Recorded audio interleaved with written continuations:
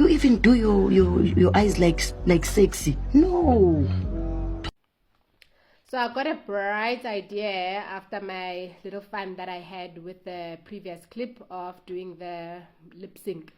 Okay, I got an idea to actually use this as an opportunity to educate on what sexual harassment is.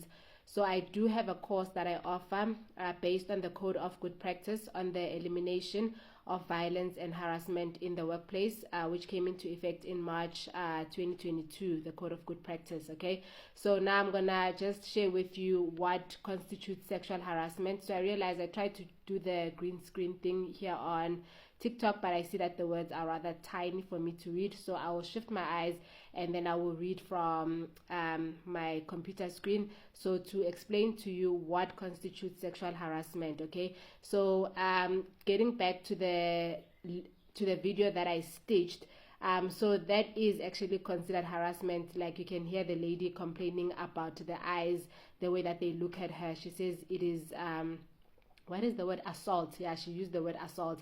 So actually it can be defined as assault because harassment also includes non-verbal actions. Okay, so the eyes are actually non-verbal gestures. So let me just read for you what constitutes sexual harassment. By the way, the screen behind you is taken off from my training. So my training does include training manuals as well, and the slide, and I also have it available online where you can access it at your own and go through it at your own time.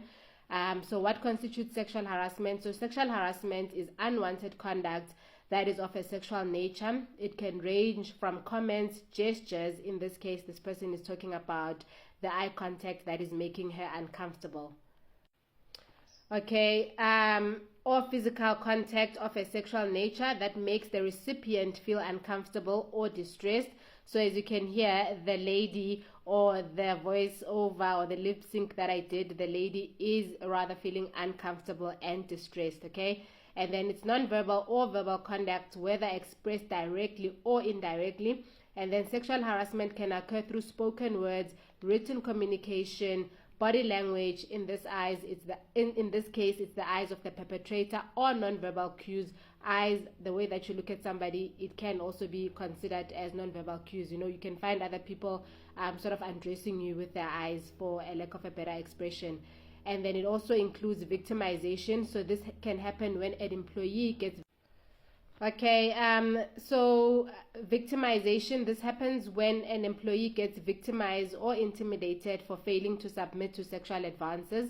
And then quid pro quo harassment is a situation where a person of authority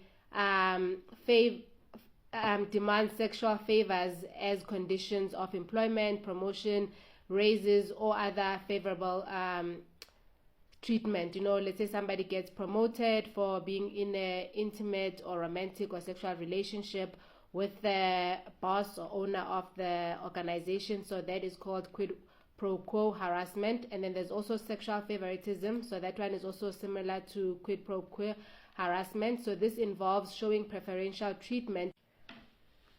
Hopefully I can finish this with minimal or zero interruption.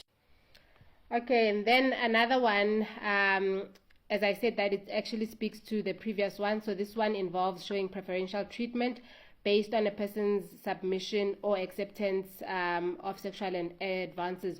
So it's not necessarily promotion, raises, but it has to do with a person receiving preferential treatment. So it might be something like knocking off earlier on a Friday as a result of submitting to sexual advances. And then the last one is that sexual harassment actually creates and permits a hostile work environment. So this occurs when harassment contributes to an environment that is intimidating, offensive, or hostile to individuals based on their gender or sex or orientation.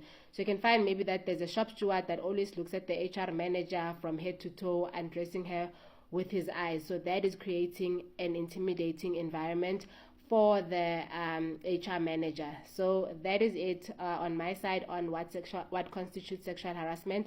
And remember, I've extracted this from my training on the elimination of harassment and violence in the workplace, which is based on the Code of good practice of the Employment Equity Act, and it came into pass in March 2022, and it's an obligation of employers to make sure that everybody in the organization, in the business, is aware of what constitutes harassment, and that everyone is aware of their obligation to eliminate and prevent harassment and violence in the workplace. And this includes all types of harassment, ranging from racial to sexual harassment. Thank you.